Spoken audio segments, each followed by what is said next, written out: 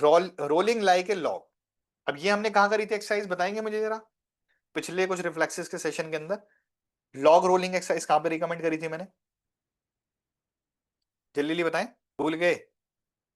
इसका मतलब परफॉर्म नहीं करा रहे आप एक्सरसाइजेस, या करा रहे हैं या याद नहीं है?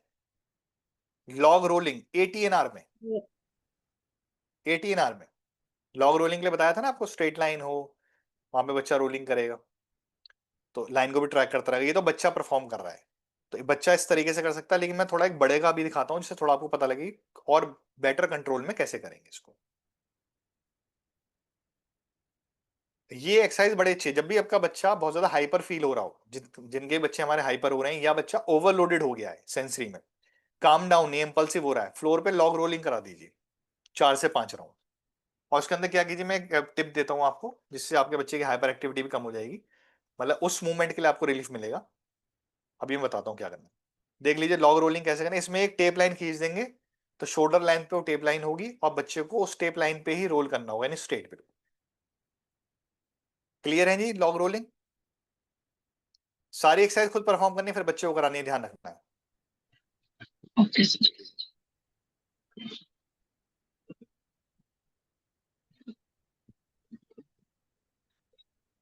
क्लियर है जी?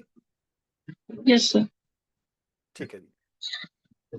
हाइपर एक्टिविटी के लिए बता रहा था, इसमें क्या करना है, सेम पोजीशन के अंदर ऐसे आप क्रॉस करा देंगे हैंड, सेम पोजीशन है, कोई चेंज नहीं है, थोड़ा दिखाया तो नीचे करके, ऐसे क्रॉस करा देंगे, ठीक है जी, फ्लोर पे ही, और उसको रोल करा देंगे बच्चे को।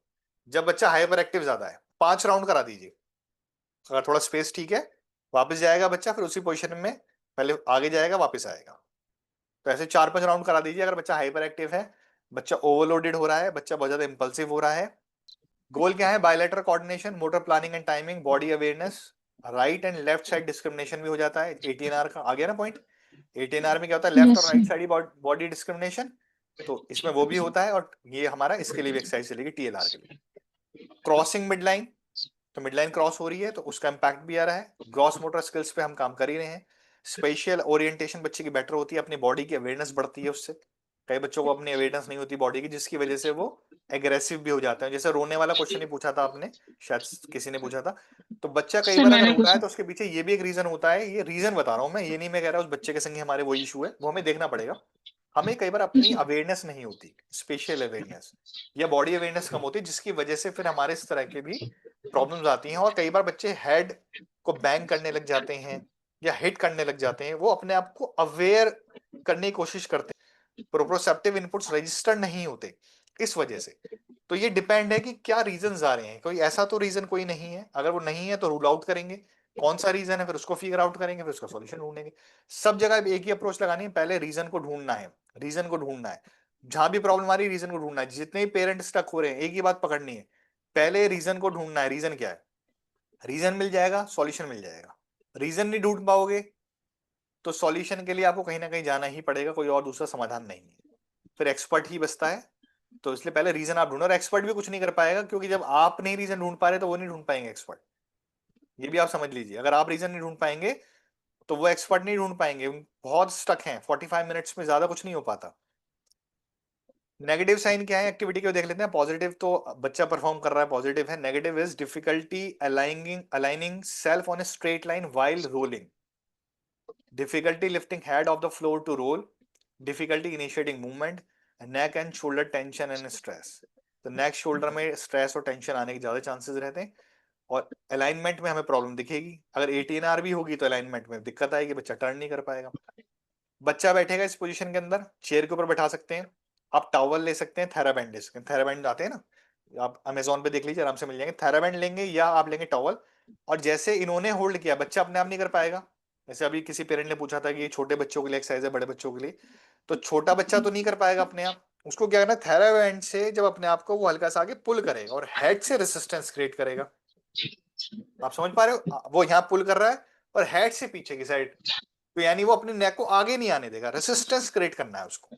तो ये अपने आप तो बच्चे के लिए थोड़ा टफ है, थोड़ा मेरे ख्याल से बड़ों के लिए एक्सरसाइज है, बच्चा समझदार है तो आपकी बात सुन के कर पाएगा।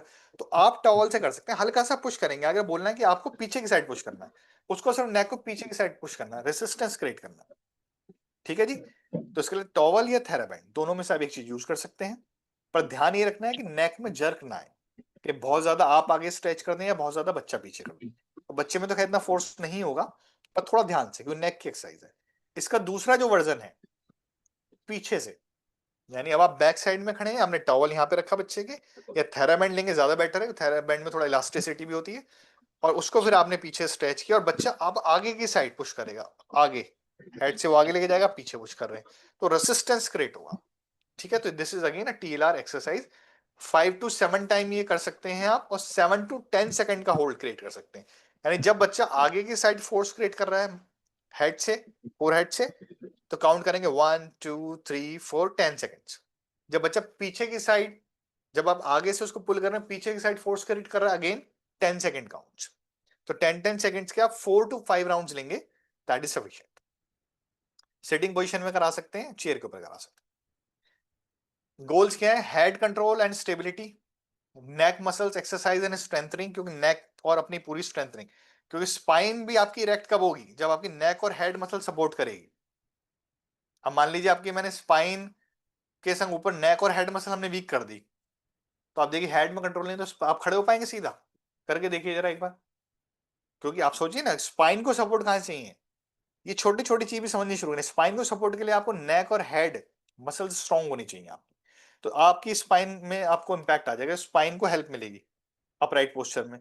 और जब स्पाइन को हेल्प मिलेगी तो फिर और आपके एरियाज में फिर काम करेंगे, तो बच्चे का पूरा पोस्चर बेटर हो जाएगा। यानी ग्लूट्स का एरिया, फीट का एरिया, फिर थाइज वाइज पे भी काम करना पड़ेगा, और कोर के एरिया में एब्डोमिनल मसल्स और उसके साइड की जितनी मसल्स हैं, तो मेरे ख्याल से वहां से स्ट्रेंथनिंग आ जाएगी। तो जो छोटी छोटी एक्सरसाइज हम कराते हैं, इन एरियाज को टारगेट करते हैं। तो think like a therapist, think like a therapist, कौन कौन से एरिया, कौन कौन से मसल ग्रुप्स हैं, कैसे कैसे काम करना है मुझे, उसके प्लान आप बनाएंगे, आपको मिल जाएंगे। Muscle tone and posture better करेगी एक्सरसाइज, जैसे मैंने आपको बताई दिया, मसल टोन बेटर करेगी। Upper body and shoulder strengthening, core stability, बच्चा क्यों बैठा है अपराइट पोस्चर में और आप एक्सरसाइज परफॉर्म करा रहे, कोर पे भी इंपैक्ट आएगा। नेगेटिव साइंस अगर आप चाहें तो देख लीजिए, क्योंकि शायद आपके लिए इंपॉर्टेंट है, जब परफॉर्म करेंगे तो नेगेटिव आपको पता होना चाहिए। Tension in neck and shoulder, जैसे इन बच्चे ने आपको हिंट दिया कि नेक और शोल्डर में टेंशन आ रही है, एकदम आप उस समय सतर्क हो जाएं। Unable to maintain resistance on the band, resistance ही क्रिएट नहीं कर पा रहे, यानी मसल्स में इतनी स्ट्रेंथ नहीं है कि वो रेसिस्टेंस क्रिएट कर पाए। आपको समझ में आ जाएगा, क्योंकि जब आपके अंदर स्ट्रेंथ होगी तभी तो रेसिस्टेंस क्रिएट करोगे। आप फील ही नहीं कर रहे वो स्ट्रेंथ, और मसल्स वो दे नहीं रही स्ट्रेंथ, तो आप कर ही नहीं पाओगे उसको। Arms move in direction of the head, over extension और फ्लेक्शन ऑफ द स्पाइन, और स्पाइन को इरेक्ट नहीं रख पाएगा। बच्चों को स्पाइन को इरेक्ट रखना है, ये ध्यान रखना है। जितनी भी TLR की एक्सरसाइजेस हैं, जब परफॉर्म करेंगे, स्पाइन को हम जो है इरेक्ट पोजीशन में रखेंगे।